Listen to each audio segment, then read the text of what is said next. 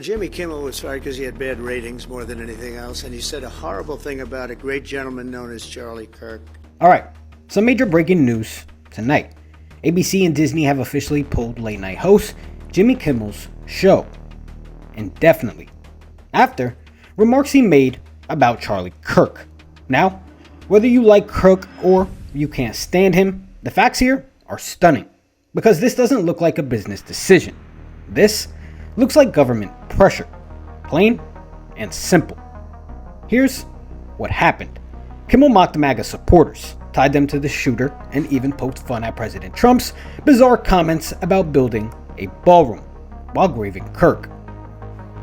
New lows over the weekend with the MAGA gang desperately trying to characterize this kid who murdered Charlie Kirk as anything other than one of them and doing everything they can to score political points from it. In between the finger pointing, there was grieving. On Friday, the White House flew the flags at half staff, which got some criticism. But on a human level, you can see how hard the president is taking this. My condolences on the loss of your friend Charlie Kirk. May I ask, sir, personally, how are you holding up over the last day and a half, sir? I think very good, and by the way, right there, you see all the trucks?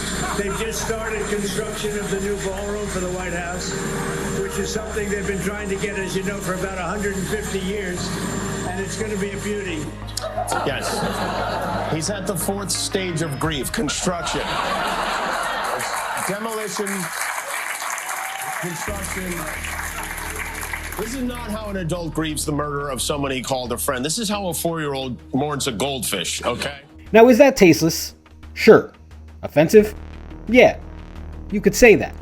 But last I checked, being tasteless and offensive is not against the law in America. Are you allowed to be stupid in this country? Yes. Are you allowed to be wrong in this country?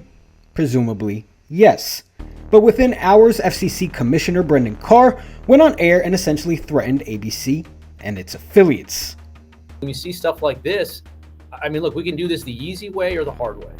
These companies can find ways to change conduct, to take action, frankly, on Kimmel, or there's going to be additional work for the FCC ahead. Now you heard that?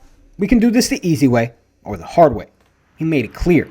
If Kimmel stayed on the air, the FCC could block mergers, revoke licenses, and make life hell for Disney and its partners. And then, moments later, ABC caves. Kimmel's show is pulled. You see, that's not a business decision. That's not free market. That's jawboning. A textbook case of the government using its power to coerce private companies into silencing speech. Don't believe me? Read it for yourself. Executives inside ABC and Disney admitted they didn't even think Kimmel crossed the line. But they were terrified of Trump's FCC. Terrified of retaliation. They didn't cancel Kimmel because of what he said. They canceled him because of who he offended. Look, there's calls for Kimmel to be fired. I think, you could certainly see a path forward for suspension over this. And again, the FCC is going to have remedies that we could look at. And this is bigger than Jimmy Kimmel, because once the government realizes it can threaten networks into dropping shows, pulling hosts, silencing critics, it won't stop at Kimmel. Today it's Jimmy, tomorrow it's a journalist, and then next week it's you. And here's the big hypocrisy. The same people cheering on this claim are the ones who once said they were the free speech warriors. They railed against cancel culture, but now they're running it with the full weight of the federal government, too. Very bad ratings, and they should have fired him a long time ago. So, you can call that free speech or not. He was fired for lack of talent. You see, this isn't about defending Jimmy Kimmel. It's about precedent.